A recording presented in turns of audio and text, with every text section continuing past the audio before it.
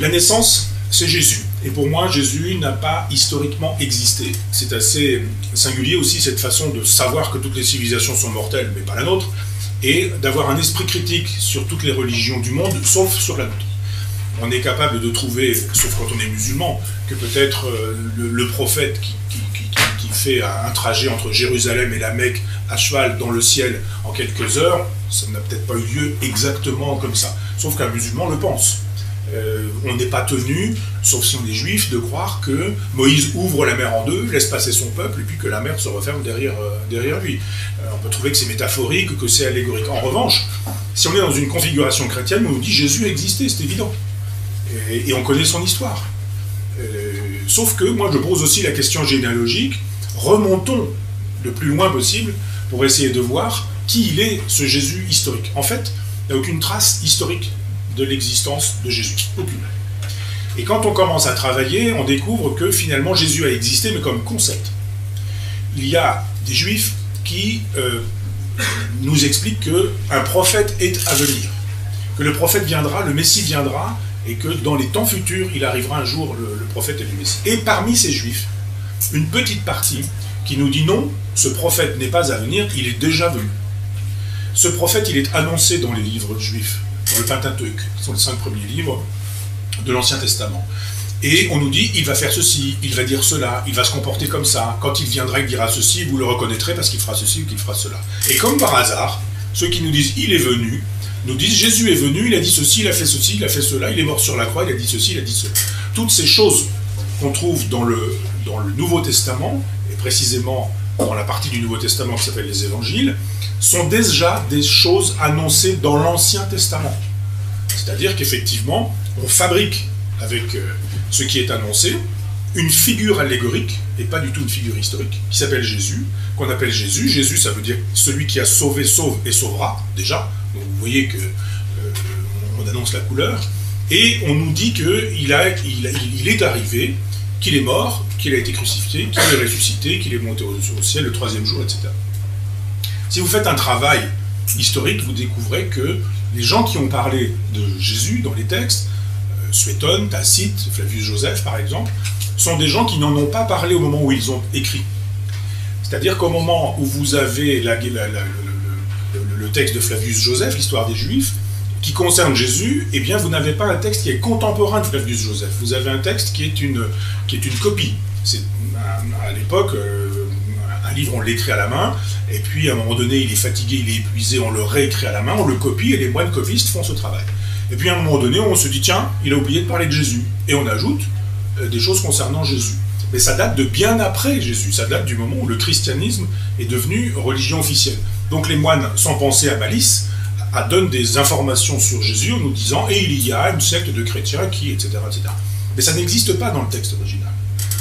Des gens ont fait des travaux pour montrer que le passage qui concerne Jésus est stylistiquement impossible à concevoir du temps de Flavius Joseph. C'est un petit peu comme si vous disiez on a retrouvé un inédit de Descartes et Descartes nous parle de l'existentialisme sartrien. Il y a un truc qui ne va pas. Descartes, 17e siècle, ne peut pas parler de l'existentialisme au 20e siècle. Donc ça veut dire que ce texte, il est écrit après Sartre et qu'il ne peut donc pas être un texte du 17e siècle. Eh bien c'est la même chose avec les textes qui parlent de Jésus comme une figure historique. Ce sont des textes qui ont été rajoutés, rebricolés. À l'époque, il n'y a pas de droit d'auteur, il n'y a pas de guillemets, il n'y a pas de citation. On rajoute parce qu'on estime que l'auteur a oublié de dire ceci ou de dire cela. Donc pas de preuve réelle de l'existence historique de Jésus. Normal, c'est un concept. C'est le début de cette religion, de cette civilisation. Une civilisation, c'est toujours une religion. Il n'y a pas de civilisation qui ne soit pas adossée à une religion ou à un texte spirituel, à un texte qui permette de dire à l'origine, il y a du sacré, il y a du divin, il y a de la mythologie, il y a des dieux qui ont parlé, qui se sont manifestés, qui ont dit des choses, qui ont raconté des choses, et puis on cristallise autour de tout ça. Donc quelques-uns croient en Jésus, les premiers disciples, donc les premiers juifs qui sont des chrétiens. Voilà pourquoi on peut parler de judéo-christianisme. Les chrétiens sont des gens qui se séparent des juifs pour faire cette secte dans un premier temps, qui va devenir une religion. Une religion, c'est toujours une secte qui a réussi. Comment est-ce qu'elle réussit, cette secte? Elle réussit parce qu'un jour, Constantin, l'empereur, au début du IVe siècle, dit « Je me convertis, et en même temps que moi, je convertis l'Empire ». C'est-à-dire que si vous regardez entre la naissance de Jésus, comme concept, et puis Constantin, il s'est passé 3 siècles, 4 siècles. Vous avez eu entre deux des évangiles. On sait rarement que les évangélistes n'ont pas connu Jésus. Historiquement, les premiers évangiles sont écrits un demi-siècle après l'existence de Jésus. Mais aucun n'a connu physiquement Jésus. Et pour cause. On pense souvent que les évangélistes ont été proches de Jésus et racontent une histoire qu'ils auront vécue. Non, ils racontent une histoire qu'on leur aura racontée. C'est du passage à l'écrit d'une tradition orale. C'est comme Homère. Si vous voulez. Homère n'a pas écrit l'Iliade, Homère n'a pas écrit l'Odyssée.